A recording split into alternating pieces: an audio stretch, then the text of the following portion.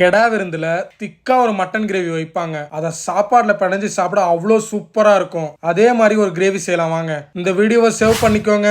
இந்த மாதிரி food videos பார்க்க என்னோட பேஜை ஃபாலோ பண்ணிக்கோங்க. பேன்ல 1 டேபிள் ஸ்பூன் வரமல்லி, 1 டீஸ்பூன் சோம்பு, ஜீரகம், மிளகு சேர்த்து 2 ஏலக்காய், 4 கிராம்பு, கொஞ்சமா கல்பாசி, 1 டீஸ்பூன் கசகசா, 4 வரமிளகாய், 2 துண்டு பட்டை, கொஞ்சமா கருவேப்பிலை சேர்த்து வறுத்து 1/4 மூடி தேங்காயும் சேர்த்து மிக்சியில கொஞ்சமா தண்ணி ஊத்தி நல்லா பேஸ்டா அரைச்சு வச்சுக்கோங்க. குக்கர்ல 1/2 கிலோ மட்டன், 1 டீஸ்பூன் மஞ்சள் தூள், 1 டீஸ்பூன் கல்லுப்பு, கருவேப்பிலை, 1/2 டேபிள் ஸ்பூன் இஞ்சி பூண்டு பேஸ்ட் சேர்த்து கறி முங்க தண்ணி ஊத்தி 7ல இருந்து 10 விசில் விட்டு எடுத்துக்கோங்க.